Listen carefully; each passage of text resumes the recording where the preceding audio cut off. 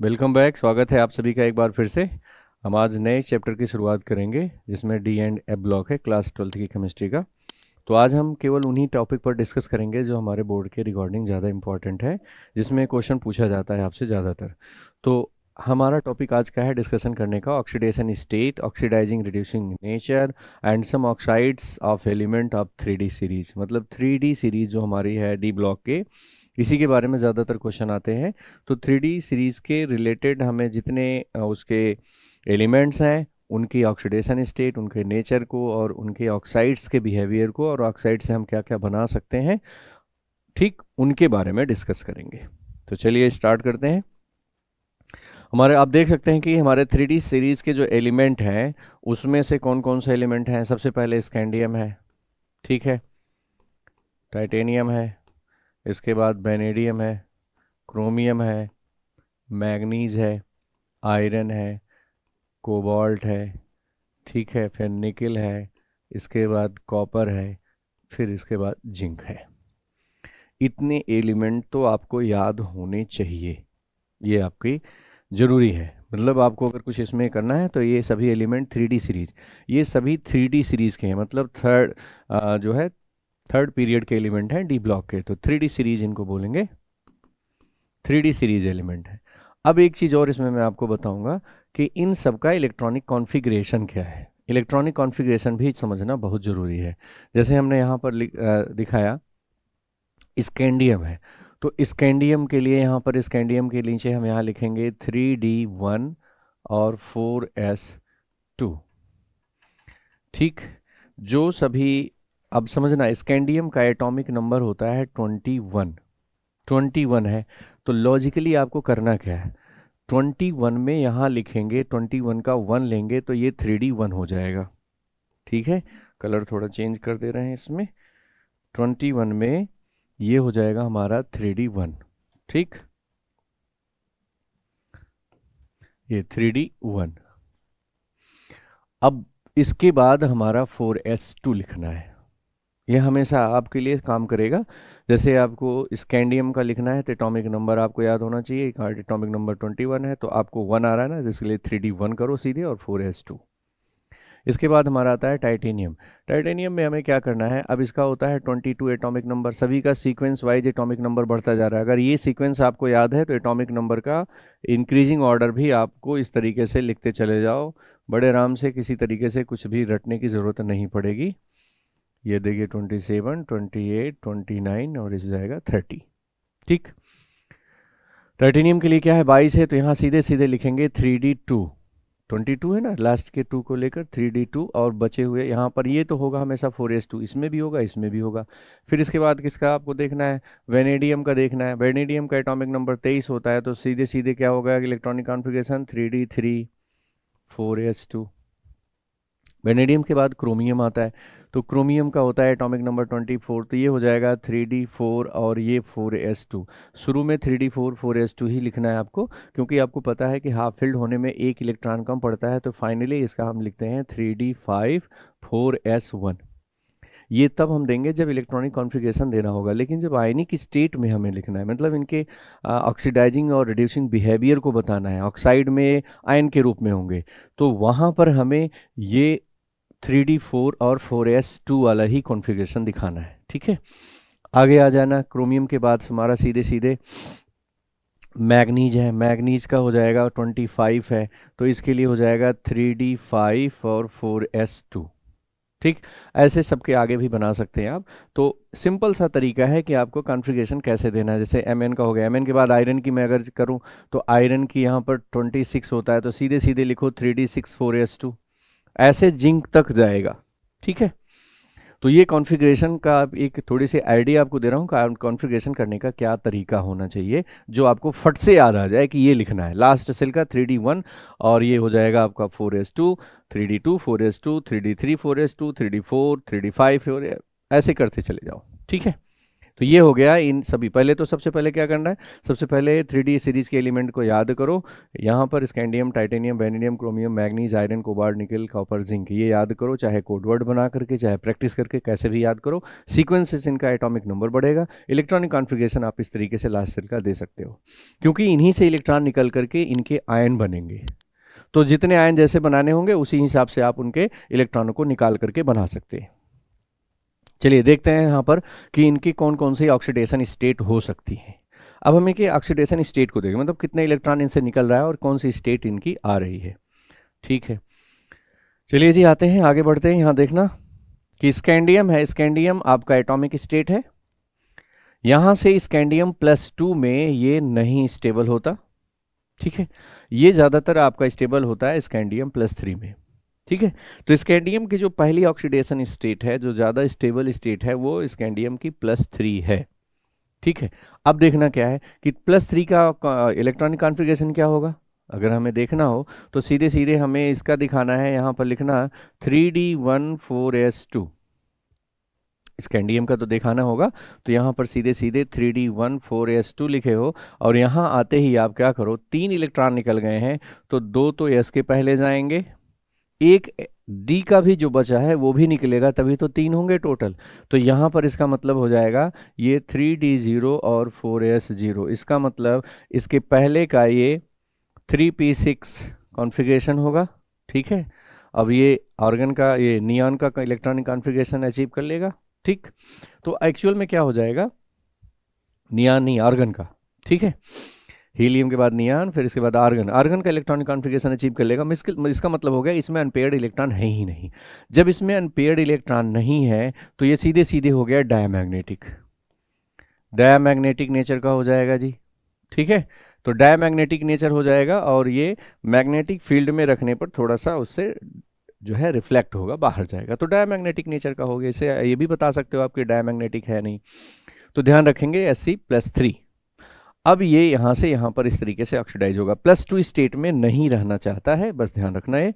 इसके पीछे का रीजन जो है वो अलग बात है, लेकिन अभी आप ये समझेंगे कि स्कैंडियम का +3 स्टेट, एक ही ऑक्सीडेशन स्टेट ज़्यादा स्टेबल है।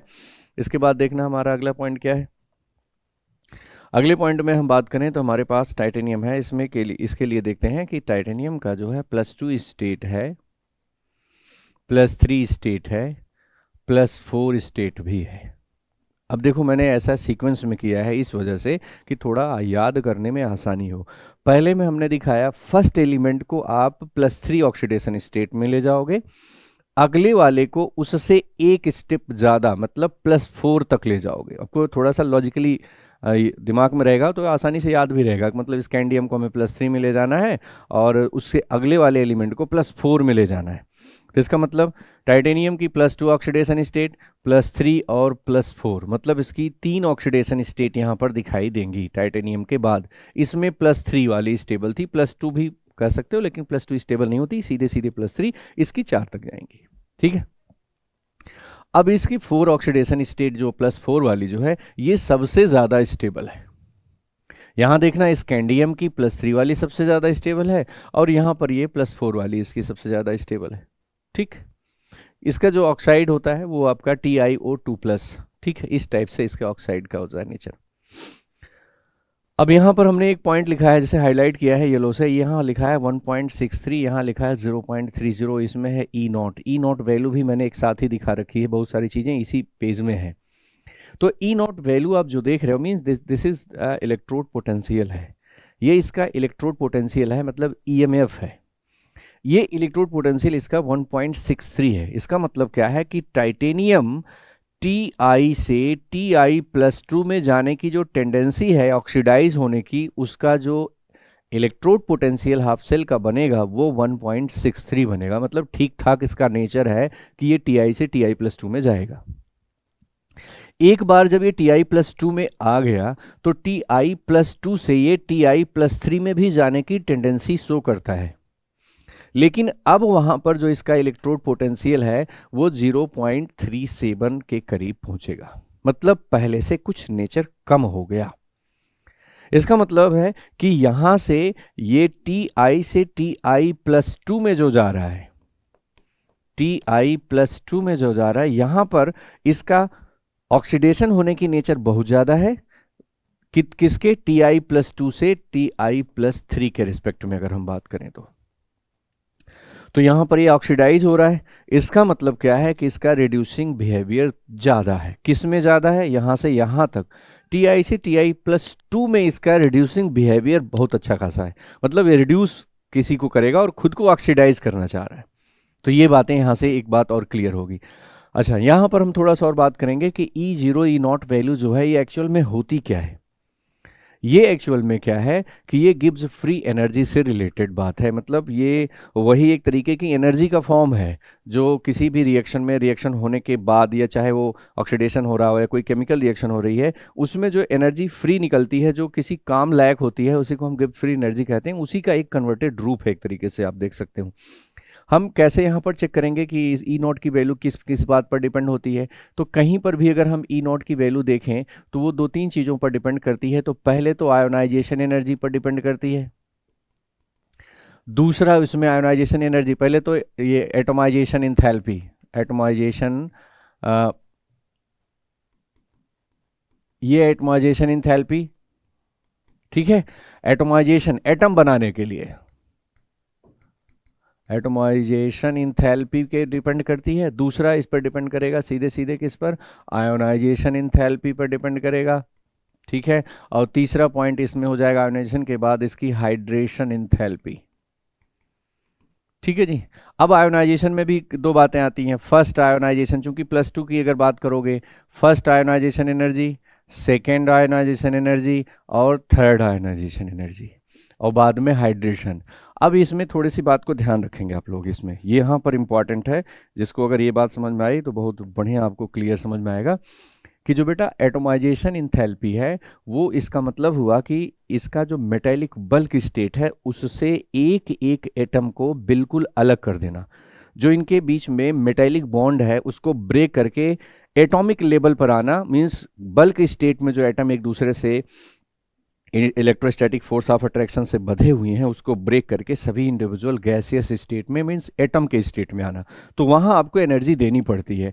तो आपको एनर्जी देनी पड़ेगी तो इसकी एनर्जी का सिंबल होता है पॉजिटिव, ठीक है।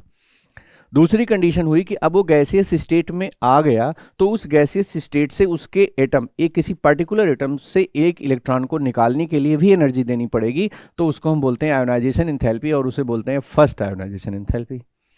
ये भी हमारा है, आपको एनर्जी देनी पड़ेगी। Second ionisation energy, +1 oxidation state से +2 ऑक्सीडेशन स्टेट में जाने के लिए एक और इलेक्ट्रॉन निकालना पड़ेगा, तो वो सेकेंड आयोनाइजेशन एनर्जी है, इसमें भी एनर्जी देनी पड़ेगी आपको। थर्ड वाले में भी आपको एनर्जी देनी पड़ेगी। इसका मतलब क्या हुआ कि एटोमाइजेशन हुआ, आयोनाइजेशन हुआ, ठीक है। आयोनाइजेशन फर्स्ट सेकेंड थर्ड, इन सब में आपको एनर्जी देनी पड़ रही है। तो ये सारी एनर्जी आपने इसको प्रोवाइड कराया, ठीक है। तो इसका साइन होगा पॉजिटिव। जब किसी सिस्टम को आप एनर्जी दे रहे हो तो एनर्जी उसकी जो है बढ़ रही है पहले इसके रिस्पेक्ट में, तो पॉजिटिव साइन हुआ। अब आई बात हाइड्रेशन। हाइड्रेशन का मतलब क्या है? जैसे मैं आपसे यहाँ पर बात करूँ कि ये स्कैंडियम है, इस पर +3 का चार्ज आ गया, तो ये इसके एक, ये आपका स्फेरिकल इसके आयन की स्ट्रक्चर है, ठीक है। अब इसके चारों तरफ ये इस स्टेट में स्टेबल बना रहे, इसके लिए क्या करते हैं, वाटर में जब इसको डिसॉल्व करोगे एक्वस सॉल्यूशन में, एक्वस मीडियम में, तो यहाँ पर वाटर के इस तरीके से बहुत सारे मॉलिक्यूल इसको घेर लेते हैं, H2O ऐसे इसको इस तरीके से घेर लेते हैं। अब क्या होगा कि यहाँ भी प्लस है तो ऑक्सीजन का जो माइनस नेगेटिव है, ठीक है, इसका इलेक्ट्रोनिगेटिविटी माइनस है, तो ये वाटर के ऑक्सीजन से इसके साथ में चारों तरफ से एक बॉन्डिंग बन जाती है। मतलब वाटर के जो ऑक्सीजन वाले एटम है वो इस सेंटर इसके साथ स्कैंडियम आयन के साथ उसके चारों तरफ एक इलेक्ट्रोस्टैटिक बॉन्डिंग करके चारों तरफ से इसको घेर लेते हैं और उसको इस सॉल्यूशन में स्टेबल बनाए रखते हैं। इसी कंडीशन को हम कहते हैं हाइड्रेशन। जैसे एक टर्म आता है हाइड्रेशन, तो हाइड्रेशन का मतलब यही होता है कि वाटर के मॉलिक्यूल उससे बिल्कुल रिएक्ट नहीं कर रहे हैं, कुछ और नहीं बना रहे हैं, बल्कि उसको चारों तरफ से घेर करके इलेक्ट्रोस्टैटिक फोर्स ऑफ अट्रैक्शन से उसके चारों तरफ एक घेरा बना दे रहे हैं और उसको स्टेबल बनाए रखते हैं।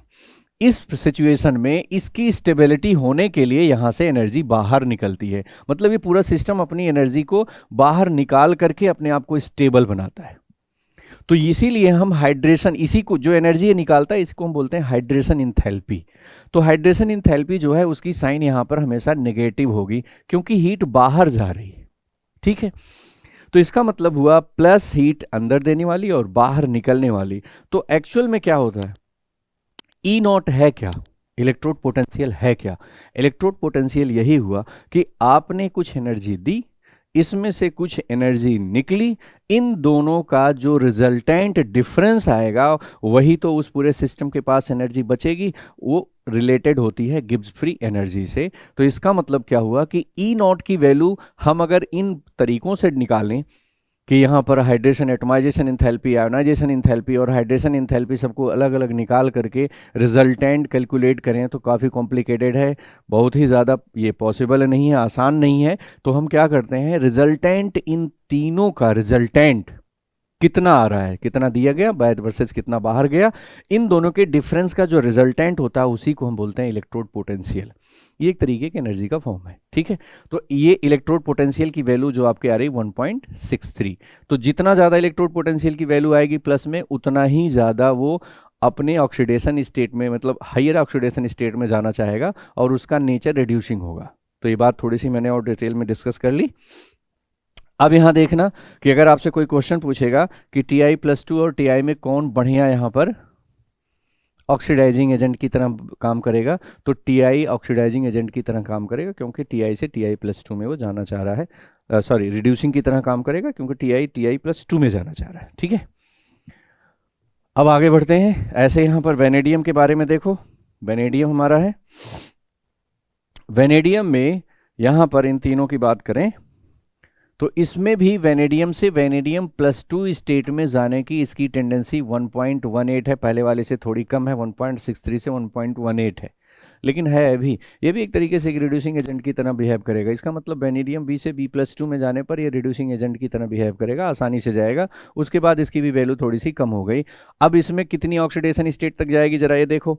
अभी मैंने आपको स्कैंडियम की बताया था, स्कैंडियम कितने पर जाएगा, +3, इसके बाद वाले का बताया +4, इसका सीधे +5 जाओ। देखो सीक्वेंस में एक बढ़ाते जाओ।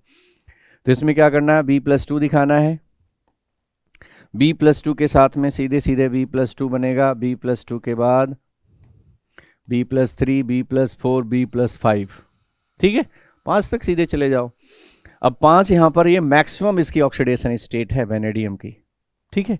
आपसे पूछा जा सकता है कि वेनेडियम कितनी हाईएस्ट ऑक्सीडेशन स्टेट में जा सकती है, तो +5। बस इतना याद रखो कि स्कैंडियम, टाइटेनियम, वेनेडियम, पहला 3, दूसरा 4, तीसरा वाले जो आएगा उसमें 5 पे जाएगा, सीधे हो गया। इसकी ऑक्साइड का फॉर्मूला क्या है, B2O5, वेनेडियम पेंटाऑक्साइड इसको बोलते हैं, ठीक है। B2O5 में देखेंगे 5 2 10 है, इसका आएगा +5 ऑक्सीडेशन स्टेट आएगी। इसके दो और आपके कंपाउंड बनते हैं, एसिडिक मीडियम में BO+2 बनाता है और बेसिक मीडियम में BO4-3 बनाता है, ठीक है। यहाँ पर अगर आप देखेंगे तो BO4-2 में 4 2 -8 हो जाएगा और -8 -3 करोगे तो यहाँ पर +5 और यहाँ पर कितना आएगा, ऑक्सीजन का -2 है तो 2 और ये वाला कितना हो जाएगा B+2 स्टेट, ठीक है। तो इस तरीके से ये VO पर टोटल +2 आ रहा है। तो यहाँ पर आपका इस तरीके से आप देख सकते हैं कि वेनेडियम की ऑक्सीडेशन स्टेट 2 और बनती है एसिडिक मीडियम में, एक यहाँ +6 वाली ये है, ये वाली अलग है, ठीक है। तो यहाँ पर आपने देखा कि वेनेडियम +5 स्टेट में जा रहा है और ये इंपॉर्टेंट है याद रखना कि वेनेडियम का B2O5 पेंटॉक्साइड। अब इसमें एक चीज़ और मैंने यहीं लिखा है, याद रखो भैया कि ये B2O5 एम्फोटेरिक नेचर का है। एम्फोटेरिक का मतलब हुआ कि वेनेडियम पेंटाऑक्साइड अब जो है इस टाइप से हो गया कि ये एसिड की तरह मतलब बिहेव कर रहा है और बेस की तरह। इसका जब एसिड से रिएक्शन कराओगे तो ये बेस की तरह बिहेव करके उससे रिएक्शन करेगा और जब बेस से कराओगे तो एसिड की तरह काम करेगा। तो इसे एम्फोटेरिक नेचर है। तो समझ में आ गया, पहला वेनेडियम का जो लास्ट वाला है वो एम्फोटेरिक है। इसके बाद आ जाओ सीधे क्रोमियम पर। क्रोमियम की अगर हम बात करें कि क्रोमियम यहाँ पर जो दिया गया है ये क्रोमियम से क्रोमियम +2 में जा रहा है, देखिए यहाँ पर 0.90 है। यहाँ Cr2+C से Cr+3 में इसका इलेक्ट्रोड पोटेंशियल 0.41 है, ठीक। अब क्या करना, 5 से सीधे सीधे अब 6 बढ़ा दो भाई। देखो 5 तक इसमें थे तो इसमें क्रोमियम पे +6 तक जाओ। इसका 5 वाला एम्फोटेरिक था तो इसका 6 वाला सीधे सीधे क्या हो जाएगा, एसिडिक। इसका मतलब क्रोमियम ऑक्साइड जो आपका दिया गया CrO3, 3 2 6, ये +6 आएगा, तो क्रोमियम ऑक्साइड का नेचर आप सीधे सीधे बोल देना भैया कि एम्फोटेरिक है। ठीक, तो यहां पर आपको क्रोमियम ऑक्साइड, इसको ध्यान रखना है। अच्छा हाँ, यहां पर क्रोमियम का जो आपका ये बन रहा है, ये Cr+3, ये काफी इंपॉर्टेंट है। एक तो ये और एक ये वाला, दो क्रोमियम की कंडीशन में ध्यान रखना है कि Cr+3 जो आपका दिया गया, इसकी ऑक्साइड को अगर हम बात करें तो Cr2O3। ठीक है, ये Cr2O3 आपका जो दिया गया, यहां पर अगर हम देखें तो क्रोमियम की ऑक्सीडेशन स्टेट +3 है और ये वाली स्टेट में एम्फोटेरिक है। मतलब क्रोमियम ऑक्साइड Cr2O3 एम्फोटेरिक है, जबकि CrO3 जो है वो एसिडिक है। इसका मतलब इधर बेसिक है, इधर वाले बेसिक में, जैसे अगर मैं बात करूं कि CrO की बात करूं तो बेसिक में चला जाएगा, क्योंकि +2 ऑक्सीडेशन स्टेट है, बेसिक है। Cr2O3 पर एम्फोटेरिक आया, उससे और आगे बढ़ रहे हो तो सीधे सीधे एसिडिक हो जाएगा। हाँ, ध्यान रखेंगे कि जो +5 स्टेट है, ये +5 स्टेट आगे की जितनी होंगी वो स्टेबल नहीं होंगी। Mn में यहाँ पर देख रहे हैं ये Cr+3 है, इसकी भी मैक्सिमम स्टेट आपकी +5 दिखाते हैं, 7 तक जाती है, लेकिन ये वाली स्टेबल उतनी नहीं मानते। ठीक है, चलिए आगे बढ़ते हैं।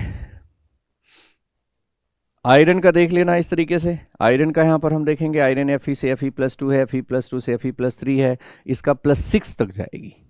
ठीक, तो ये हो जाएगा। अच्छा हाँ, यहाँ पर जो Mn की जो +7 स्टेट है, +7 स्टेट में इसका बनता है ऑक्साइड Mn2O7। ठीक है, मैग्नीज ऑक्साइड आपका जो बनता है Mn2O7, ये एसिडिक बिहेवियर होता है, इसी को हम बोलते हैं ग्रीन ऑयल। मतलब एक ग्रीन कलर का एक लिक्विड होता है मटेरियल, ये सॉलिड नहीं होता है, लिक्विड स्टेट होती है, तो एक ग्रीन ऑयल इसको बोलते हैं। ठीक है, तो ये ध्यान रखना, ग्रीन कलर का होगा ये, यहाँ मैंने इसीलिए यहाँ पर ये लिखा हुआ ग्रीन ऑयल सा। तो Mn2O7 ये एसिडिक नेचर है। ठीक, इसका मतलब आगे नीचे वाले जितनी आप आ रहे हो वो एसिडिक नेचर में जा रहे हैं, हायर ऑक्सीडेशन स्टेट एसिडिक में जा रही है, तो इतना दिमाग रखोगे कि हायर ऑक्सीडेशन एसिडिक में है तो आपका काम बन जाएगा। ठीक, चलिए अगला पॉइंट हम देखते हैं। CO का CO+2 है, CO+3 है, तो ये इनकी एक कॉन्फ़िगरेशन है। कई सारी चीज़ें मैंने एक साथ ही रख रखी हैं। हाँ, आयरन में आप आओगे, देखो 7 तक तो बढ़ते जा रहे हो, जैसे जैसे सीक्वेंस में 6, 6 के बाद 7, अब 7 मैक्सिमम है, 7 से नीचे फिर आओगे तो अगले वाले को +6, उससे फिर नीचे आओगे तो सीधे सीधे +3 पर आ जाओगे। मतलब कहाँ पर आपको कैसे याद करना है, आपको याद करना है कि जो मिड एलिमेंट है मैग्नीज तक, Mn तक +7 ऑक्सीडेशन स्टेट बढ़ते हुए देखना है, उसके बाद फिर आप घटा दोगे। ठीक है, तो आयरन की केस में Fe+3 ही तक ज़्यादा सही होता है, Fe+4 Fe+5 इसकी स्टेट नहीं मिलती, बहुत ही रेयर केस है। Fe+6 में अगर हम बात करें तो ये कहीं कहीं पर आपको देखने को मिलती है, ज़्यादातर ये नहीं है। ठीक है, चलिए आगे बढ़ते हैं। अब इसमें और कौन कौन सी बातें, हम एक बार तो हमने ये समझ लिया कि हमें इंपॉर्टेंट क्या है, मतलब हमारे काम की चीज़ क्या है वो देखना है, क्वेश्चन क्या पूछा जाता है। मैंने इसमें देखो क्या क्या और बातें लिखी हैं, इसको देखिए ध्यान से। इसमें अब आते हैं, ये थोड़ी सी बेसिक नॉलेज थी, इसका उपयोग मतलब इसका एप्लीकेशन कैसे करेंगे अपने लिए।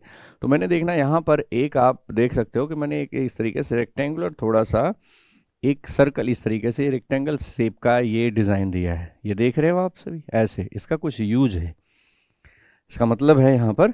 अब मतलब आप समझना, देखना क्या है इसका, कहना क्या चाह रहा हूँ मैं।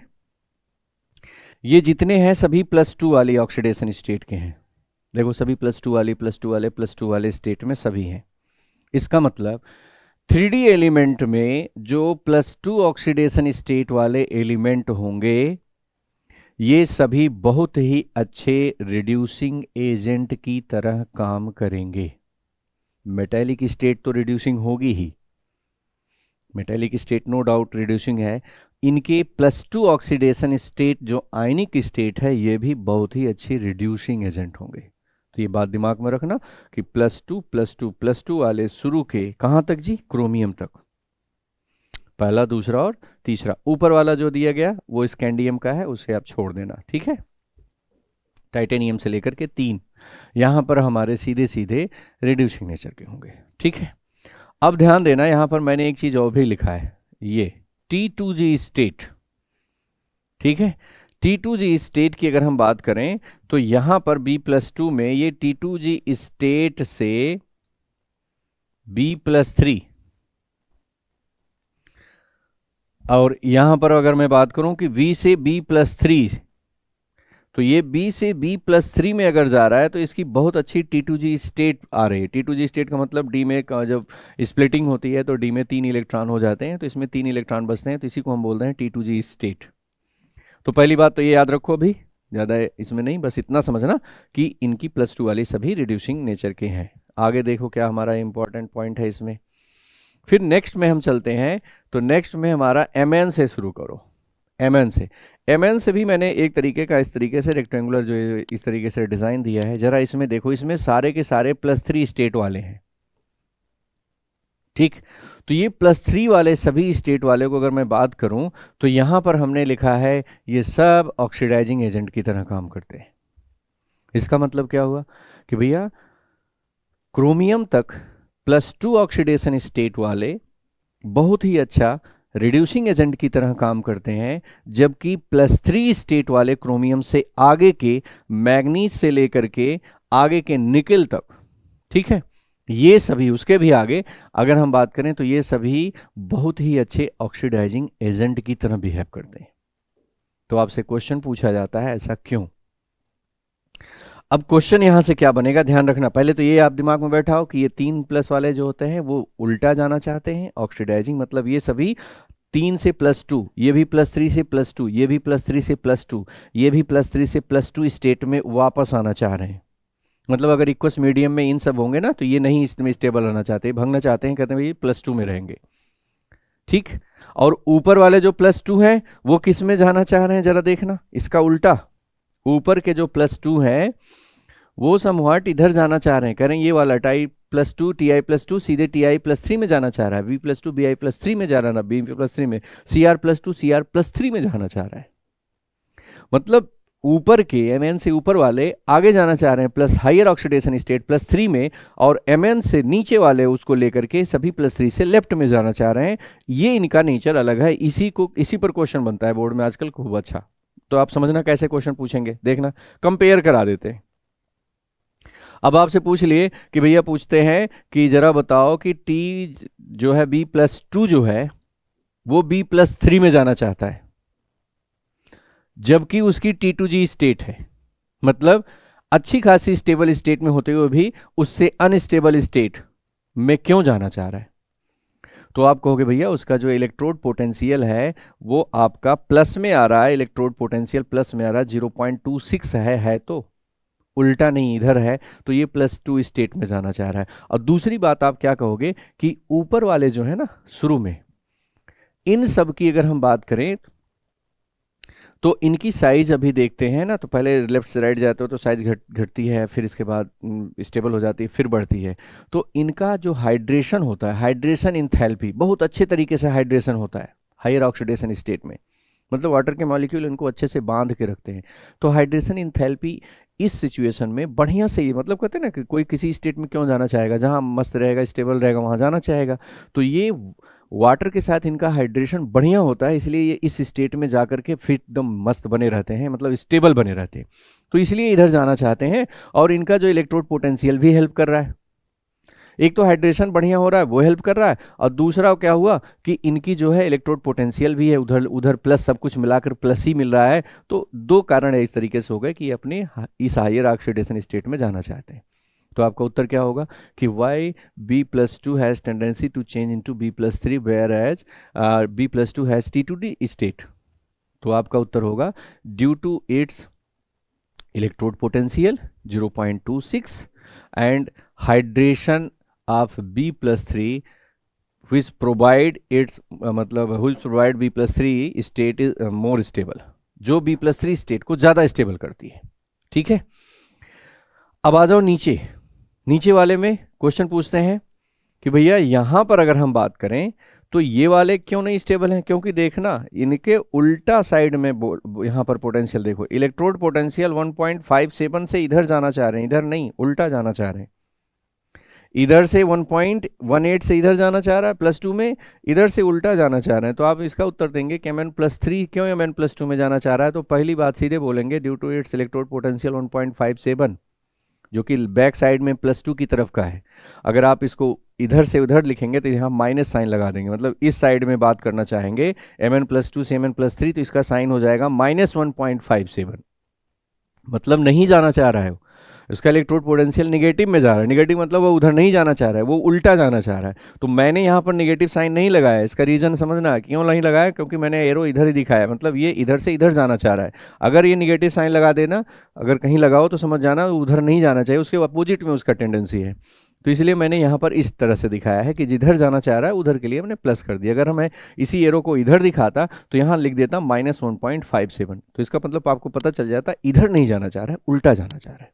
ठीक, तो यहां पर हो गया कि इनका पहली बात तो हो गई, इनकी इलेक्ट्रोड पोटेंशियल की वैल्यू जो है 1.57, आप ऐसे भी कह सकते हो Mn+2 से Mn+3 -1.57, या ऐसे ही कह सकते हो Mn+3 से Mn+2 की तरफ +1.57 है, इसीलिए Mn+3 Mn+2 में जाना चाह रहा है। दूसरी बात क्या है कि Mn+3 की यहाँ पर साइज की अगर हम बात करें तो साइज छोटी हो गई भाई, वहाँ से इलेक्ट्रॉन निकल गए। अब इलेक्ट्रॉनों के निकलने से साइज कम हो जाती है ना, जैसे सोडियम है, उसका एटॉमिक स्टेट में उसकी साइज बड़ी होती है, आयनिक स्टेट में साइज और छोटी हो जाती है। प्लस चार्ज बढ़ रहा है मतलब और इलेक्ट्रॉन निकल रहे हैं तो साइज और बढ़ेगी, छोटी होती जा रही है। क्यों? क्योंकि इफेक्टिव न्यूक्लियर चार्ज बढ़ता जा रहा है। तो साइज इसकी इतनी ज़्यादा छोटी हो गई कि इसके हाइड्रेशन के लिए बहुत ज़्यादा एनर्जी की रिक्वायरमेंट होगी, मतलब बहुत ज़्यादा एनर्जी ये रिलीज करना चाहेगा। इसकी हाइड्रेशन इंथैल्पी है लेकिन बहुत ज़्यादा निगेटिव में है, बहुत ज़्यादा एनर्जी निकलने की डिमांड होगी, तो ये हाइड्रेशन इसका सही से नहीं हो पाएगा। जैसे समझो कि आप कहीं गए कोई चीज़ खरीदने के लिए, आपको पसंद तो आ गया कि नहीं जी बहुत अच्छा है मुझे लेना है, लेकिन उसकी कीमत बहुत इतनी ज़्यादा है कि वो आपको अफोर्ड नहीं कर सकते, आपके जेब से बाहर है, तो आप क्या करोगे, चलो ठीक है नहीं लेते हैं, पसंद तो है लेकिन ले नहीं सकते। तो यहाँ पर इसके साथ हो रहा है कि Mn+3 वाटर के साथ जाता तो है, जब इंटरेक्शन की बात होती है तो वहां पर इतनी ज्यादा एनर्जी की डिमांड हो जाती है कि ये चाहते हुए भी उस कंडीशन में नहीं जा सकता। इसका मतलब Mn+3 की जो हाइड्रेशन इंथैल्पी है, आप बताएंगे दूसरा पॉइंट, Mn+3 की हाइड्रेशन इंथैल्पी इतनी ज्यादा नेगेटिव वैल्यू में हो जाती है कि ये स्टेबल नहीं रह पाता Mn+3 की स्टेट में वाटर में, और ये Mn+2 में जाता है। Mn+2 में इसकी जो हाइड्रेशन इंथैल्पी है इतनी ठीक ठाक है कि वो बैलेंस कंडीशन है, कहते हैं ना जिसमें ज्यादा कंफर्टेबल और ज्यादा बैलेंस पोजीशन बनेगी उसी को प्रेफर करेगा। तो Mn+2 स्टेट में ज्यादा बैलेंस कंडीशन है, हाइड्रेशन इंथैल्पी इतनी है न कम न ज्यादा, मतलब कोई चीज़ जैसे कि ना आपको पसंद आ रही है लेकिन वो इतना उसकी कीमत भी नहीं है कि आपके जेब के बराबर में है, आपको अलाउ कर रही है आपकी जेब, ठीक है इसे ले सकते हैं। तो सेम ऐसे यहाँ पर भी है। तो दो पॉइंट, एक तो Mn+3 से Mn+2 पे की तरफ जाने का इलेक्ट्रोड पोटेंशियल जो 1.57 है, दूसरी बात इसकी हाइड्रेशन इंथैल्पी Mn+3 स्टेट में इतनी ज्यादा है कि ये +3 स्टेट से +2 स्टेट में ही जाएगा क्योंकि इसकी साइज बहुत छोटी है। दो बात ध्यान रखेंगे। तीसरी बात क्या होती है, स्टेबिलिटी दिखाने के लिए इलेक्ट्रॉनिक कॉन्फ़िगरेशन। ज़्यादातर हम ये समझते हैं कि इलेक्ट्रॉनिक कॉन्फ़िगरेशन हाफ फिल्ड हो या फुल फिल्ड हो तो वो ज़्यादा स्टेबल माना जाता है, ऐसा नहीं होता। तीन बातें ध्यान रखनी होगी, इलेक्ट्रोड पोटेंशियल, हाइड्रेशन इंथैल्पी और इलेक्ट्रॉनिक कॉन्फ़िगरेशन। ये तीनों को देख करके हम बात करेंगे। तो यहां पर फिलहाल अगर हम बात करें तो Mn+2 स्टेट में D5 कॉन्फ़िगरेशन है, this is a stable configuration है, लेकिन ये वाला D5 कॉन्फ़िगरेशन ना तब ज़्यादा इफेक्टिव माना जाता है जब ये गैसियस स्टेट में बात हो रही हो, किसी एक्वस सॉल्यूशन में नहीं।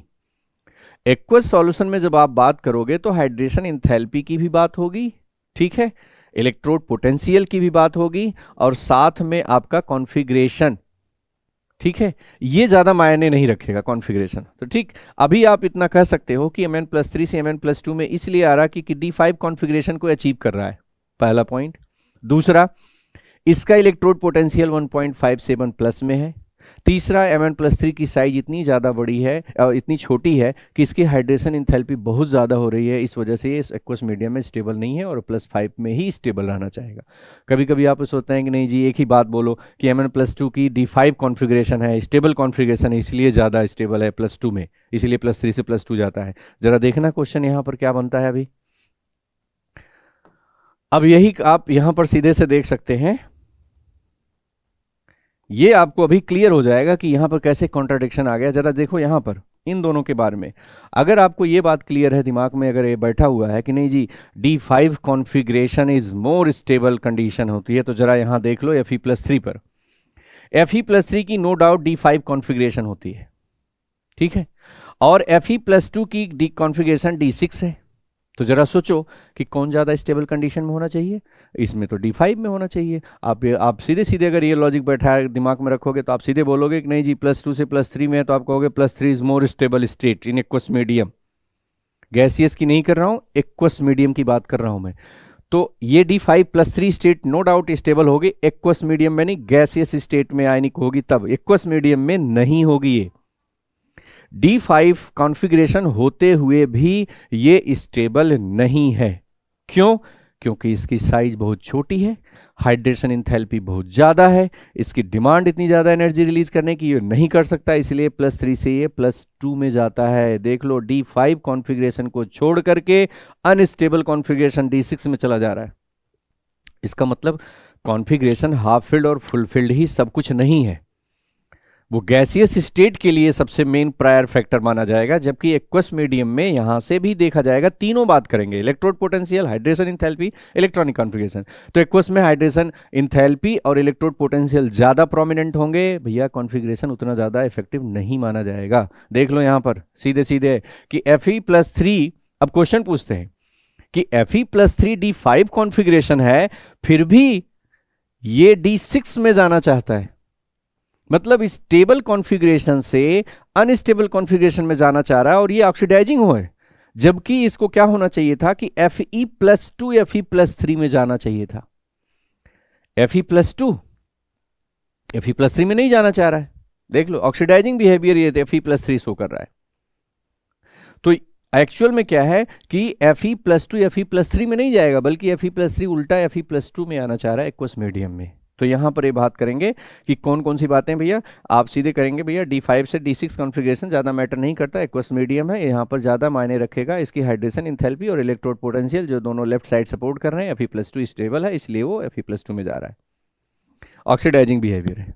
ठीक है, आपसे क्वेश्चन पूछेंगे कैसे, फिर एक बार बता रहा हूं, आपसे कहेंगे कि D5 configuration Fe+3 are present in a D5 configuration, ठीक है, ये +5 D5 कॉन्फ़िगरेशन में है, फिर भी it act as a oxidizing agent. Why it act as a oxidizing agent whereas it has D5 configuration? भाई ऑक्सीडाइजिंग एजेंट होगा, इसका मतलब खुद रिड्यूस करेगा, तो खुद रिड्यूस होकर +2 में जाएगा। क्यों जाना चाह रहा है भाई? तो इसके पीछे वही रीजन जो मैंने बताया। तो ध्यान रखना, यहां पर आप देखेंगे Mn+3 से। अब अगर आप इस सिचुएशन में यहां पर बात करना चाहें कॉन्फ़िगरेशन को, तो यहां पर तो आपका लॉजिक सही फिट बैठेगा। जैसे आपसे कोई पूछे कि Mn+3 से Mn+2 में जाना चाहता है, Mn+3 has tendency to change into Mn+2. Why? तो आप कह सकते हैं कि Mn+3 has D4 configuration, whereas Mn2+ has D5 configuration. Means when Mn+3 change into Mn+2, it achieve a high मतलब stable oxidation state, stable electronic configuration D5. लेकिन ये सही नहीं है पूरी तरीके से। तो आप ये भी बताओगे कि भैया दोनों बातें कि यहाँ कॉन्फ़िगरेशन डोमिनेंट नहीं है। फिर से बात, ये तो बस तुक्का लग गया कि यहाँ पर ऐसा दिख रहा है, लेकिन वो चीज़ यहाँ देखना हो तो यहाँ देख लो।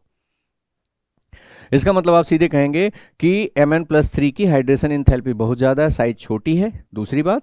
और तीसरी बात, इसका सेकंड दो बात जो है कि इसका इलेक्ट्रोड पोटेंशियल जो है EMF 1.57 है +2 की तरफ, या माइनस इधर की तरफ बोलेंगे, और ये D5 कॉन्फ़िगरेशन को भी अचीव कर रहा है। इसके लिए तीनों प्लस पॉइंट हो जा रहे हैं, इसलिए बहुत बढ़िया इसका एक्सप्लेन कर सकते हो। लेकिन यहाँ कॉन्फ़िगरेशन को ही अगर लेके चलोगे तो आप कंफ्यूज हो जाओगे।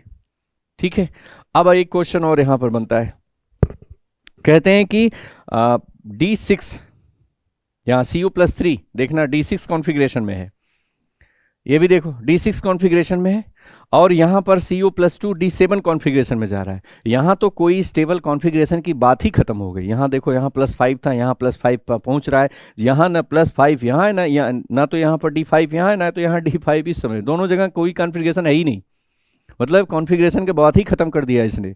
तो अब इसके लिए क्या बताओगे? यहाँ तो कॉन्फ़िगरेशन भी नहीं मिल रही, तो आप यहाँ पर ये बताओगे कि CO+3 की हाइड्रेशन इंथैल्पी बहुत ज़्यादा है CO+2 के रिस्पेक्ट में। CO+2 में ठीक ठाक है, इतना है कि वो CO+2 जो है एक्वस मीडियम में वाटर के साथ इंटरेक्ट करके आसानी से रह सकता है, जबकि CO+3 बहुत इस आसानी से नहीं रह सकता।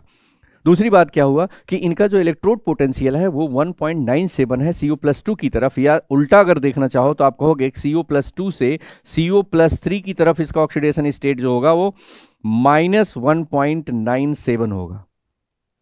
तो माइनस में तो बिल्कुल नहीं जाना चाहेगा। तो यहां पर तो केवल आपकी दो ही बात बतानी पड़ेगी। जैसे अगर आपसे कोई पूछे कि CO+3 has oxidising nature, CO+3 has oxidising nature, why, तो आप कॉन्फ़िगरेशन तो बता ही नहीं पाएंगे कि ऑक्सीडाइजिंग नेचर, इसका मतलब it had tendency to reduce itself and oxidise any other compound, किसी दूसरे को ऑक्सीडाइज कर रहा है। तो ये ऐसा क्यों कर रहा है भैया? दो रीजन। यहाँ कॉन्फ़िगरेशन का नाम ही गायब हो गया, का आप नाम ही नहीं ले पाएंगे, बिल्कुल कंफ्यूज हो जाएंगे अगर ऐसा क्वेश्चन पूछ लिया तो इसमें दो ही बात बताएंगे, एक तो हाइड्रेशन एंथैल्पी और एक इलेक्ट्रोड पोटेंशियल। ठीक, अब एक कंपैरिजन करते हैं। कंपैरिजन में देखना क्या है, एक क्वेश्चन आप पूछा जाता है आपसे, कहते हैं कि Fe+3, ठीक, Fe+3 का D5 कॉन्फ़िगरेशन है यहां पर, हाफ फील्ड कंडीशन है, और यहां पर Cr+3 की बात करें, ये देखो यहां पर ये Mn+2, इसमें करें Mn+2 का D5 कॉन्फ़िगरेशन, ध्यान से समझना, यहां क्वेश्चन पूछते हैं Mn+2 D5 configuration, Fe+3 D5 configuration, both have same configuration, दोनों के कॉन्फ़िगरेशन सेम है, हाफ फील्ड कॉन्फ़िगरेशन इलेक्ट्रॉनिक है।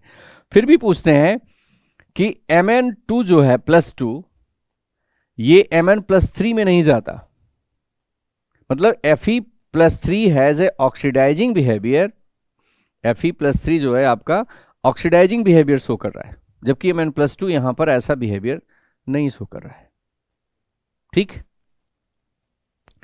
तो अभी इसके पीछे का रीजन क्या हो जाएगा, सीधे सीधे इलेक्ट्रॉनिक कॉन्फ़िगरेशन नहीं, वही दोनों बातें कहेंगे हाइड्रेशन एंथैल्पी की। तो इससे रिलेटेड हम आगे क्वेश्चन भी डिस्कस करेंगे कि और क्या क्या क्वेश्चन पूछ सकते हैं। अच्छा, एक क्वेश्चन और इसमें आपसे पूछा गया है कि Cr+2 से Cr+3 T2G स्टेट में जा रहा है, और यहां पर D5 से D6 में जा रहा है। ठीक, यहां देखना, इन दोनों में यहां से क्वेश्चन पूछ लेते हैं। कहते हैं Cr+2 D4 कॉन्फ़िगरेशन से Cr+3 D3 कॉन्फ़िगरेशन में जा रहा है, T2G स्टेबल में जा रहा है, जबकि यहां पर Fe+2 D6 में अनस्टेबल कॉन्फ़िगरेशन में जा रहा है। ऐसा क्यों? तो फिर वही रीजन है कि इसका इलेक्ट्रोड पोटेंशियल 0.4641 है +3 की स्टेट में, इसका इधर की स्टेट में 0.77 है, और हाइड्रेशन एंथैल्पी, दोनों का नाम लेकर ही उत्तर आप दे पाएंगे। तो ये सारी बात यहां पर ध्यान रखना। ये आपसे लेटेस्ट बोर्ड में इस टाइप से क्वेश्चन पूछे, इसलिए मैंने इतनी देर तक इस पर डिस्कस किया।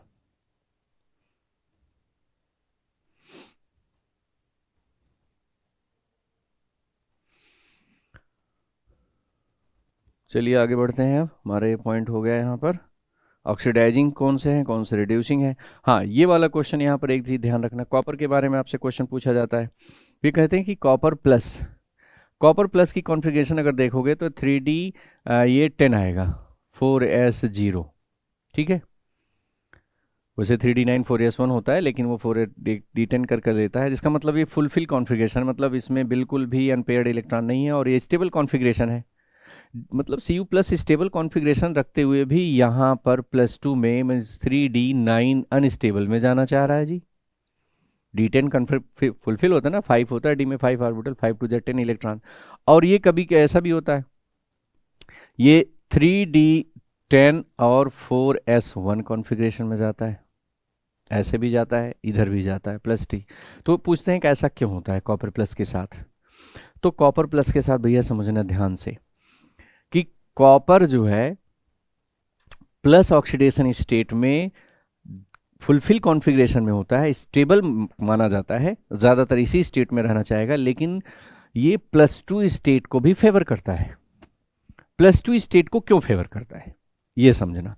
+2 स्टेट को इसलिए फेवर करता है क्योंकि ये एक्वस मीडियम में ही फेवर करेगा, मतलब एक्वस मीडियम में ही ये फेवर करेगा +2 स्टेट को, ध्यान रखना।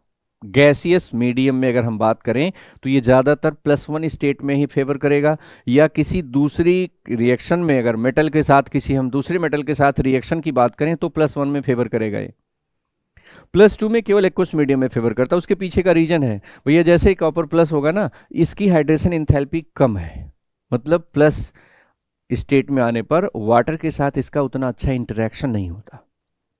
लेकिन जैसे कॉपर +2 स्टेट में आता है, इसके ऊपर इतना अच्छा खासा चार्ज आ जाता है कि वाटर के साथ इसका बहुत बढ़िया कॉम्बिनेशन बनता है। इसका मतलब जैसे ही इक्वस मीडियम बनेगा, ये +1 से कहेगा भैया जी मैं तो +2 में स्टेबल हूँ और वहाँ मेरी बहुत बढ़िया हाइड्रेशन हो रही है, हाइड्रेशन इंथैल्पी ठीक ठाक है, उतने पास मेरे पास एनर्जी है रिलीज करने की। तो ये हाइड्रेशन कंडीशन में आने के लिए +2 स्टेट इसकी ज़्यादा स्टेबल है। इसका मतलब Cu copper has tendency to stable has +2 oxidation state in aqueous medium. Aqueous medium में +2 ऑक्सीडेशन स्टेट यहां पर कॉपर की होगी। ठीक है, अब आपसे बात करेंगे कि भैया ये +2 ऑक्सीडेशन स्टेट, यही मैंने यहां लिखा है कि Cu+ से Cu+2 जाएगा ऑक्सीडेशन मीडियम में। अब यहां पर कॉपर की क्या कंडीशन देखना, ये +2 से या तो सीधे सीधे Cu में चला जाएगा और या तो यहां पर सीधे ये +7 से +2 में इस तरीके से जाएगा। ठीक, तो पहली बात तो हो गई।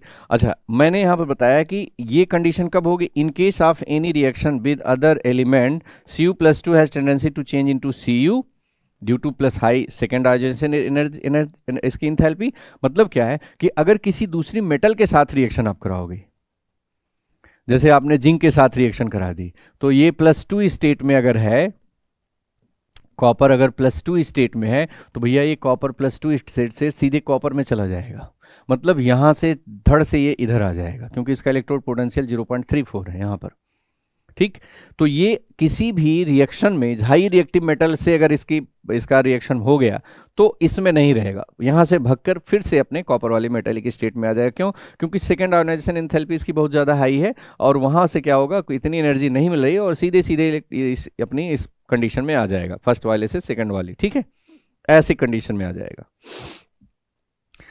ठीक, तो +2 से कब ये हटेगा इधर, मेटेलिक रिएक्शन में, किसी मेटल के साथ रिएक्शन में। अगर ये +1 स्टेट में है तो किधर जाएगा, एक्वस मीडियम में +2 में चला जाएगा। ठीक, ये बात ध्यान रखेंगे। अच्छा, Cu+ की दो कंडीशन होती है, Cu+ या तो +2 में चला जाता है और या तो Cu में चला जाता है। अगर इसकी बात करें, ब्लैक वाली लाइन, रेड वाली छोड़ दो, ब्लैक वाली में Cu+2 में चला जाता है या Cu में चला जाता है। अगर Cu+2 में जा रहा है तो ये एक तरीके से ऑक्सीडेशन हो रहा है और इधर आ रहा है तो रिडक्शन हो रहा है। इसका मतलब क्या हुआ कि ये दोनों सिचुएशन में यहां से चेंज हो रहा है, एक तरीके से इसकी दो ऑक्सीडेशन स्टेट जा रही हैं। ठीक, अपनी एक हायर ऑक्सीडेशन स्टेट में जा रहा है और एक ये अपनी लोअर ऑक्सीडेशन में जा रहा है। ठीक है, तो यहां पर इस तरीके से इसकी कंडीशन बन सकती है, दोनों कंडीशन में इधर इधर दोनों तरह जाएगा। तो ये ध्यान रखेंगे कॉपर की कंडीशन में कभी ये किस तरीके से। अब यहां पर हम इसी को बोलते हैं डिस्प्रोपोर्शनेशन। देखो यहां लिखा है डिस्प्रोपोर्शनेशन। डिस्प्रोपोर्शनेशन का मतलब हो गया कि कोई एलिमेंट अपनी अलग अलग दो ऑक्सीडेशन स्टेट में चला गया, एक इधर, मतलब दो एक फिक्स ऑक्सीडेशन स्टेट से दो अलग अलग ऑक्सीडेशन स्टेट को एक्वायर्ड करा, इसलिए डिस्प्रोपोर्शनेट हो रहा है। अच्छा, एक चीज और रखेंगे यहां पर, इंपॉर्टेंट क्वेश्चन पूछते हैं कि अगर हमारे पास कॉपर की रिएक्शन करा रहे हैं आयोडीन के साथ, यहां पर आएगा अभी आगे देखेंगे, कॉपर की रिएक्शन अगर मैं करूं यहां पर कॉपर की रिएक्शन प्लस HCl के साथ, वैसे तो नहीं होती ज़्यादातर कॉपर, हाँ यहाँ पर CuCl2। ठीक है, अगर मैं इसमें रिएक्शन करा दूं, कॉपर +2 स्टेट में है और आयोडीन के साथ +2 में है, या मान लीजिए +1 स्टेट में है, इसकी हम आयोडीन के साथ रिएक्शन करा दें तो ये क्या करेगा, आयोडाइड आयन है तो आयोडाइड आयन को ये खुद ही ऑक्सीडाइज कर देगा एक तरीके से और इसे IO2 बना देगा और खुद को किस में कर देगा, खुद को यहां पर ये इसे ऑक्सीडाइज करेगा और खुद को ये सीधे सीधे Cu में लेके चला जाएगा। ठीक है, तो ये यहां पर इस तरीके से अपने बिहेवियर को चेंज कर लेता है, मतलब एक तरीके से कॉपर आयोडीन के साथ में उससे तगड़ा होता है तो ये आयोडाइड आयन को ही खुद ऑक्सीडाइज कर देता है, जबकि क्लोरीन के साथ पड़ता है तो खुद ये ऑक्सीडाइज हो जाता है, उसको रिड्यूस करता है। तो ध्यान रखेंगे, आगे भी क्वेश्चन आएगा तो वहां पर डिस्कस कर लेंगे इसके बारे में। अब आते हैं हमारे यहाँ पर, देखते हैं कि इनके कुछ ऑक्साइड्स और उनके nature. Oxides, oxo acids and salt of some 3D series element. Oxide का मतलब हमने दो ऑक्साइड पढ़ा था, एक ऊपर पीछे आप देख सकते हैं उसमें डायग्राम में, एक CrO3 मैंने कहा था, इंपॉर्टेंट ध्यान रखना। कोई भी अगर आप मेटेलिक ऑक्साइड है उसको वाटर से रिएक्शन करा दो, ठीक है, वाटर से। यहाँ ये CrO3 मैंने बताया था ना, वहाँ पर एसिडिक कंडीशन में है, ऊपर आप देख सकते हैं। ऊपर का देखना इंपॉर्टेंस अब है कि CrO3 को जो हमने कहा था कि इसमें याद रखेंगे आप, CrO3 एसिडिक ऑक्साइड है, तो वाटर यहाँ कैसा काम करेगा जी, वाटर का यहाँ पर हो जाएगा एक तरीके से basic nature. Water basic nature से होगा तो इसके साथ रिएक्शन कराएगा यहाँ पर, और ये बन जाएगा एक तरीके से आपस में ऐड हो जाएगा और बनेगा क्रोमिक एसिड। मतलब सीधे सीधे किसी भी ऑक्साइड का एसिड बनाना हो, ठीक है, ऑक्सो एसिड, कौन सा acid, oxo acid. Oxo acid मतलब उसमें ऑक्सीजन भी रहेगा, जैसे HNO3 ये एसिड तो है लेकिन ऑक्सो एसिड है, ऑक्सीजन के साथ है। H2SO4 एसिड तो है लेकिन ऑक्सो एसिड है। HCl अगर केवल बात करें तो मिनरल एसिड है, ठीक। तो ऑक्सो एसिड बनाना हो किसी मेटल के ऑक्साइड से तो वाटर से रिएक्शन कराओ और सब कुछ उसके साथ जोड़ दो। देखो हाइड्रोजन 2 है, ऑक्सीजन एक और मिलेगी तो 4 हो जाएगा, तो यहाँ लिखो H2CrO4, सीधे ऐड करके लिख दो ऑक्सो एसिड, उस ऑक्साइड का ऑक्सो एसिड बन गया, ठीक। और इस ऑक्सो एसिड को हम नाम देते हैं क्रोमिक एसिड। क्रोमियम ऑक्साइड से बन रहा है तो क्रोमिक एसिड, एसिड में इक वर्ड लगा देते हैं, ठीक है।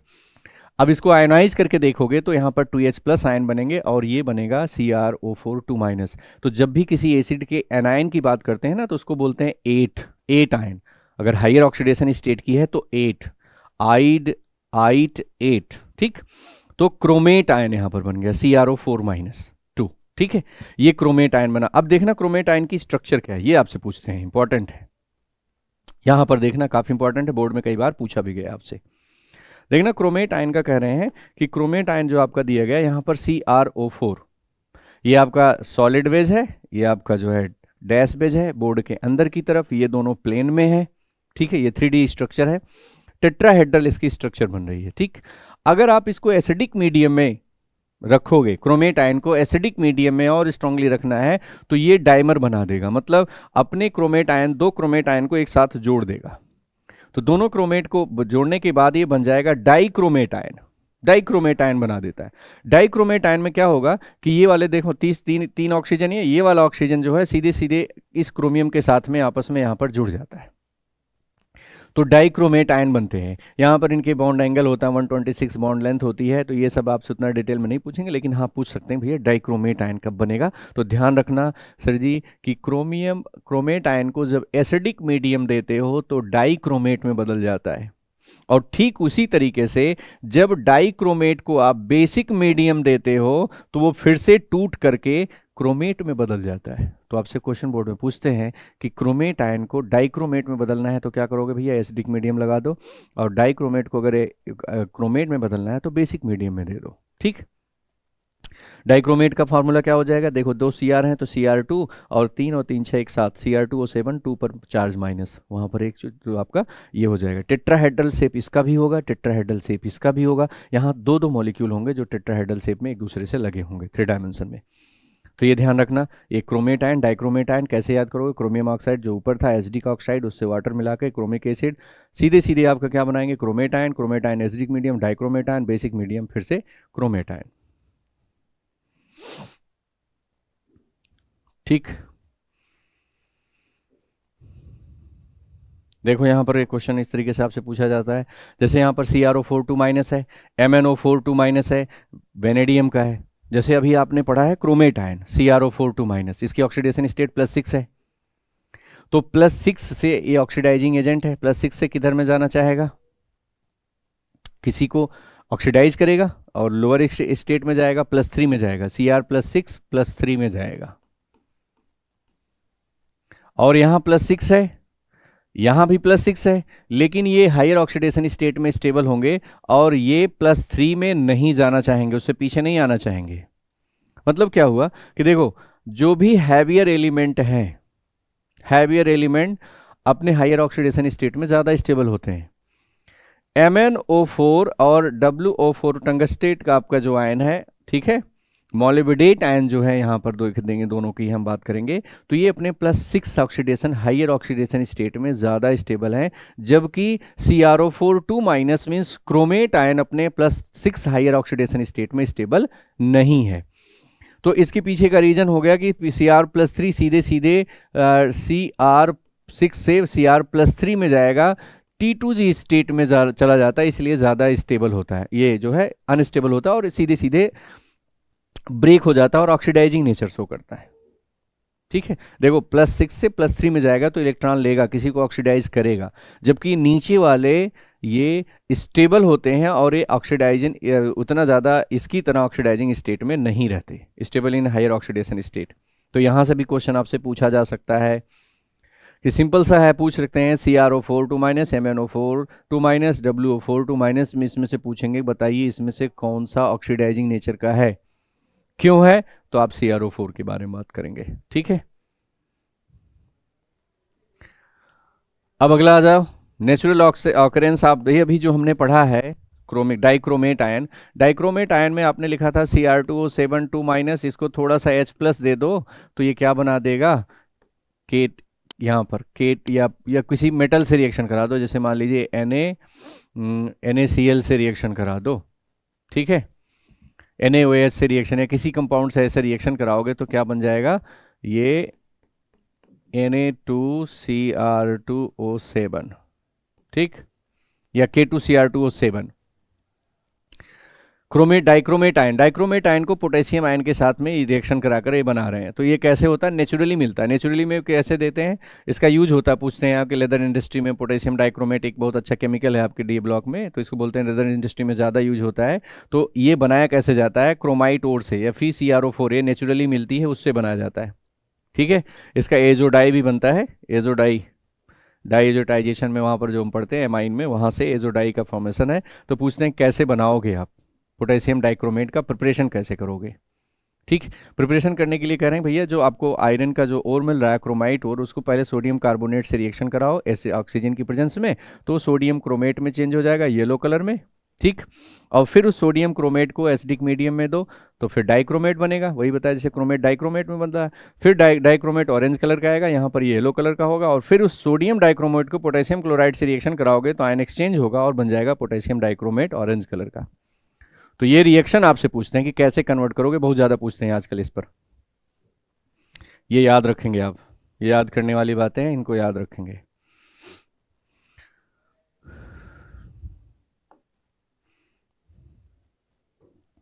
अब देखना इसमें क्या है, बहुत इंपॉर्टेंट, यहां से क्वेश्चन पूछा जाता है।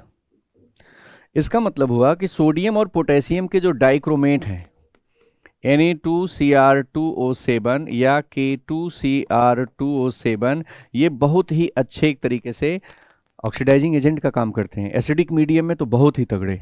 ठीक है, हाँ, अगर आपका सोडियम ये बहुत ही ज़्यादा एसिडिक मीडियम में ही काम करेंगे, बेसिक मीडियम में काम नहीं करते, इतने अच्छे ऑक्सीडाइजिंग एजेंट नहीं होते। अब समझ देख लेना एसिडिक मीडियम में इनका क्या रोल है। यहाँ देखना पोटेशियम डाइक्रोमेट है, आपने एसिडिक मीडियम दिया, ठीक है, तो यहाँ से नेसेंट ऑक्सीजन मिलेगी, फर्स्ट क्लास ऑक्सीजन यहाँ से देंगे, प्रोडक्ट बनेगा, और वो ऑक्सीजन होगा ऑक्सीडेशन के रूप में बहुत ही अच्छा ऑक्सीडाइजिंग बिहेवियर शो करती है। ठीक, ठीक है, दूसरे एलिमेंट को ऑक्सीडाइज कर देती है, तो बहुत बढ़िया ऑक्सीडाइजिंग एजेंट की तरह काम करते हैं। तो आपको क्या क्या करना है, आपके लेवल का काम जो है वो ध्यान रखना है। जैसे मान लीजिए यहाँ पोटेशियम आयोडाइड से रिएक्शन, आपने कहा कि आपसे क्वेश्चन पूछा जाता है बोर्ड में कि पोटेशियम आयोडाइड से पोटेशियम डाइक्रोमेट की रिएक्शन होगी, तो रिएक्शन लिखो, कैसे करेंगे। K2Cr2O7 है, यहाँ Ki है, देखना क्या होगा कि ये ऑक्सीडाइजिंग एजेंट है, क्यों, क्योंकि भैया एसिडिक मीडियम है, H2SO4 बहुत ही स्ट्रॉन्ग ऑक्सीडाइजिंग एजेंट होगा, और ये खुद किस में जाना चाहेगा, +3 में, और इसको किस में ले जाएगा, इसको 0 में ले जाएगा, I2 में। तो यहाँ सीधे सीधे आप ध्यान रखना I2 लिखना है, और यहाँ पर क्रोमियम की +3 ऑक्सीडेशन स्टेट दिखानी है, और +3 ऑक्सीडेशन स्टेट सल्फेट के साथ दिखाओगे तो फार्मूला आपका अपने आप बन जाएगा, mean Cr2SO4 whole thrice plus I2 बनेगा।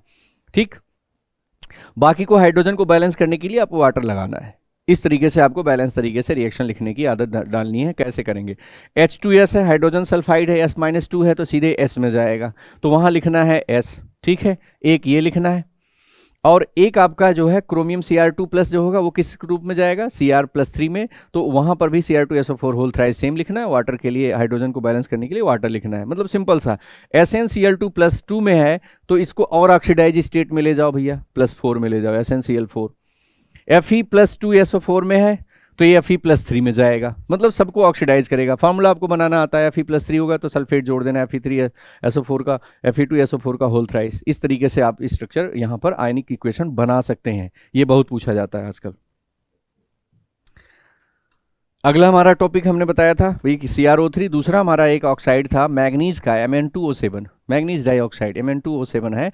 तो यहाँ पर जो देखेंगे Mn2O7 का भी एक ऑक्सो एसिड बनेगा। जैसे वहाँ पढ़ा था CrO3 का, वैसे इसमें वाटर जोड़ो और सबको ऐड कर लो तो ये बनेगा H2Mn2O8। H2Mn2 ये मैग्निक एसिड हुआ, मैग्निक एसिड हुआ।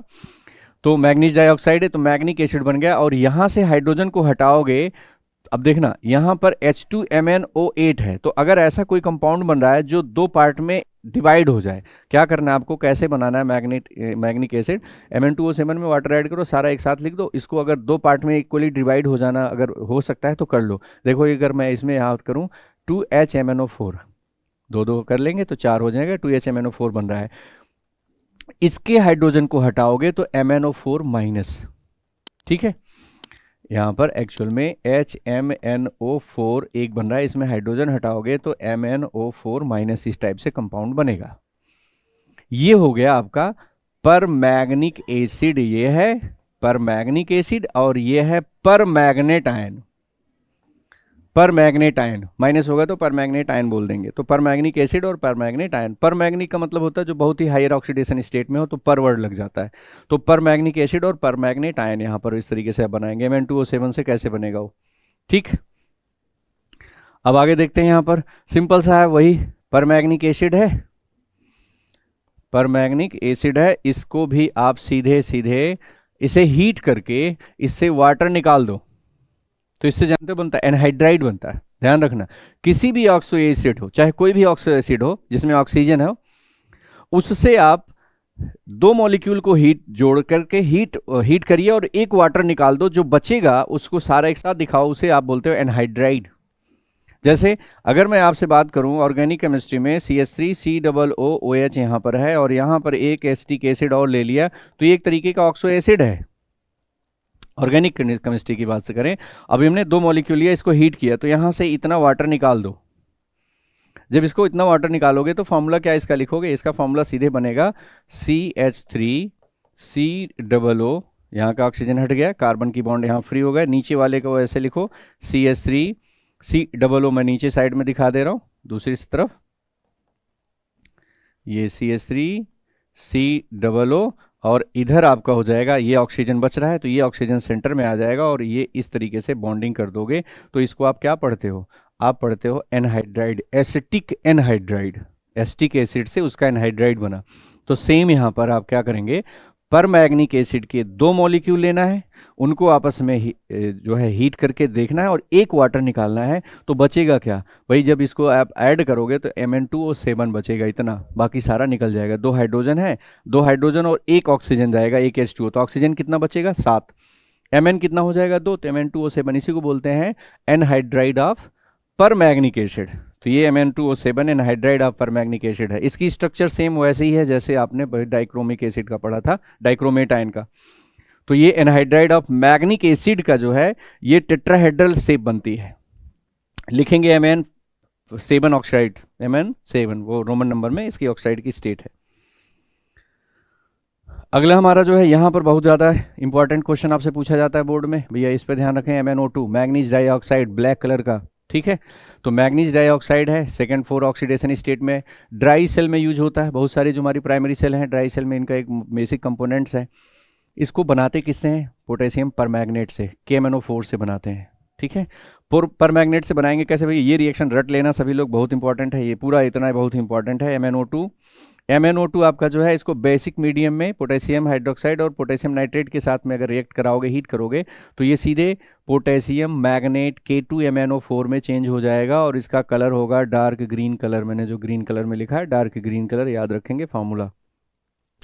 अब क्या करना है, ये आपका डार्क ग्रीन कलर का K2MnO4 बन गया। अब इस K2MnO4 को जो डार्क ग्रीन कलर का था, इसी को आपको क्या करना है, एसिडिक मीडियम न्यूट्रल का सॉल्यूशन बना दो, इसको घोलो, ठीक है। जो बना है उसको घोलो एसिडिक मीडियम या न्यूट्रल मीडियम में। तो घोलने के बाद इसका हाइड्रोलिसिस होगा एक तरीके से, ठीक है, और ये डिसप्रोपोर्शियोनेट हो जाएगा और बनाएगा एक आपका MnO2 manganese die plus 4 oxidation state 1+7, यहाँ कितनी है +6, +6 से +7 +6, मतलब एक हायर ऑक्सीडेशन स्टेट एक लोअर। कोई एलिमेंट जब अपने एक पर्टिकुलर ऑक्सीडेशन स्टेट से एक हायर में जाए और एक लोअर में जाए तो इसी को बोलते हैं डिस्प्रोपोर्शियोनेट हो गया। तो यहाँ से डिस्प्रोपोर्शियोनेट होता है इसका, और ये बनाता है +7 और +4 ऑक्सीडेशन स्टेट। तो ये आपका डार्क पर्पल कलर का होगा और ये ब्लैक कलर का होगा, ठीक है। तो ये आपका हो जाएगा डार्क पर्पल, प्रो पोटेशियम परमैग्नेट, ठीक, ये बन गया। इसका मतलब क्या हुआ, मैग्नीज डाइऑक्साइड से आपने पहले बनाया पोटेशियम मैग्नेट आयन, फिर पोटेशियम मैग्नेट आयन को आपने एसिडिक मीडियम न्यूट्रल मीडियम में डिसॉल्व करके देखा तो डिस्प्रोपोर्शियोनेट होकर के वो परमैग्नेट और मैग्नीज डाइऑक्साइड दोनों में चेंज हो गया। तो इस तरीके से आपने पोटेशियम परमैग्नेट से क्या क्या यहां पर बनाया, मैग्नीज डाइऑक्साइड से पोटेशियम परमैग्नेट का फॉर्मेशन किया। ठीक है, आगे देखना है यहाँ पर नेक्स्ट इसमें क्या पूछा जाएगा आपसे। कहते हैं इसका कॉमर्शियल प्रिपरेशन भी अच्छा खासा पूछा जाता है आपसे। कहते हैं भैया पोटेशियम परमैग्नेट को अगर हमें बनाना है तो क्या करो, मैग्नीज डाइऑक्साइड लो, वही बेसिक मीडियम में पोटेशियम नाइट्रेट, यहाँ पर बनेगा क्या, पोटेशियम मैग्नेट आयन बनेगा ग्रीन कलर का, इसका इलेक्ट्रोलिसिस कर दो, इलेक्ट्रोलाइटिक ऑक्सीडेशन कर दो, किसमें, एसिडिक नहीं बेसिक मीडियम में, एल्केलाइन मीडियम में, तो एकदम बिल्कुल ये डार्क पर्पल कलर का आपका पोटेशियम परमैग्नेट बना देगा।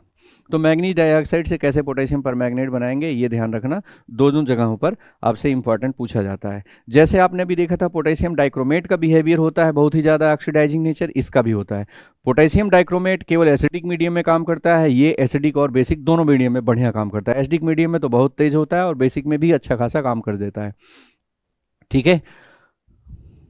अब इसको यहां पर देख रहे हैं, लैब प्रिपरेशन अगर KMnO4 करना है तो मार्शल्स एसिड होता है H2S2O8। मार्शल एसिड बनाते कैसे हैं, बहुत ही कोल्ड कंडीशन में आप इलेक्ट्रिसिटी हाई अमाउंट की करंट पास करते हैं जब सल्फ्यूरिक एसिड में, तो आपको बनता है H2S2O8 मीन्स मार्शल्स एसिड। ये एक तरीके से ये आप पराक्सिक इसमें एक परऑक्साइड कंपाउंड भी बनता है, तो मतलब ये एक परऑक्साइड वाला कंपाउंड है जो एसिड तो है। फिर इसके बाद MnO4 और MnO4 दोनों में देखो मैग्नेट आयन और परमैग्नेट आयन, यहाँ -1 चार्ज है, इसमें -2 चार्ज है। इसमें आपसे पूछते हैं दोनों की शेप टेट्राहेड्रल है, दोनों की हाइब्रिडाइजेशन, ये देखो hybridisation sp3, hybridisation sp3 tetrahedral, tetrahedral, ये पैरामैग्नेटिक है, ये डायामैग्नेटिक है, ये इंपॉर्टेंट बात आ गई यहाँ पर, ठीक है। तो इसमें दोनों में अंतर आ गया, डायमैग्नेटिक पैरामैग्नेटिक। डायमैग्नेटिक मतलब इसमें कोई भी अनपेयर्ड इलेक्ट्रॉन नहीं, इसमें अनपेयर्ड इलेक्ट्रॉन पाए जाते हैं, ठीक। इसका इलेक्ट्रॉनिक कॉन्फ़िगरेशन से आप देख सकते हैं कि कौन कैसा है। अब एसिडिक मीडियम में KMnO4 की रिएक्शन देखना क्या है, KMnO4 और H2SO4 करोगे तो बहुत ही ज़्यादा +2 स्टेट में जाएगा। ये +2 स्टेट में Mn+7 से, यहाँ ये +7 है, +7 से +2 में जाएगा, तो बहुत ही ज़्यादा ये ऑक्सीडाइजिंग नेचर मतलब एक तरीके से है, खुद रिड्यूस करेगा और ऑक्सीडाइज करेगा, तो बहुत तगड़ा ऑक्सीडाइजिंग एजेंट है। ये भी वही क्या करेगा देखना, I- को सीधे पटक देगा I2 में, खुद को Mn+2 में ले जाएगा, Fe+2 को Fe+3 में ले जाएगा, Cr2O4 ऑक्सिलेट आयन है, इससे CO2 बना देगा फट से और खुद को Mn+2 में ले जाएगा। यही वाली रिएक्शन आप पढ़ते हो ट्राइटेशन में, 12th क्लास की जो आप पढ़ते हो ना, प्रैक्टिकल केमिस्ट्री में पढ़ते हो ना ट्राइटेशन, वहाँ पर यही होता है, ऑक्सिलेट आयन का KMnO4 के साथ जब रिएक्शन कराते हो तो CO2 और Mn+2 बनता है। S-2 को सीधे सल्फर में, SO-3 को सीधे SO4- में, मतलब हाइयर ऑक्सीडेशन में खुद को Mn+2 में दिखाना है, ठीक है। इस तरीके से ये कुछ मेन इंपॉर्टेंट रिएक्शन थी जो आप देख सकते हैं इसमें, और इनको आप अच्छे तरीके से तैयार कर लेना। हाँ, ये भी आपसे पूछते हैं भैया कि अगर KMnO4 पोटेशियम डाइक्रोमेट को हीट करोगे तो क्या बनेगा, पोटेशियम मैग्नेट, मैग्नीज डाइऑक्साइड और ऑक्सीजन में टूटता है, याद रखना है। कुछ चीज़ें याद करने वाली हैं, इनको अच्छे से याद कर लेना। फिर लास्ट टॉपिक इसमें ट्रांजिशन मेटल की कुछ हेलोजन के साथ रिएक्शन में क्या क्या बनता है, तो 2-3 जगहों पर हैं जहाँ जहाँ इंपॉर्टेंट है, इनको याद रखना। जैसे Bi4 स्टेबल नहीं है, ये एग्जिस्ट नहीं करती, BiF2 स्टेबल नहीं है, एग्जिस्ट नहीं करती, ठीक। अगला यहाँ पर देखना, ये इंपॉर्टेंट है, CrF6 एग्जिस्ट करती है, क्यों, क्योंकि हायर ऑक्सीडेशन स्टेट में होता है। Mn+2 की सभी हैलाइड होती हैं, जबकि MnF4 यहाँ पर जो दिया गया है MnF4 केवल MnF4+4 ऑक्सीडेशन स्टेट में फ्लोरीन के ही साथ है। तो ये सारी चीज़ें हैं, इनको डिस्कस कर लेना, बाकी हम नेक्स्ट क्लास में डिस्कस करेंगे। आज के लिए इतना ही, चलिए थैंक यू।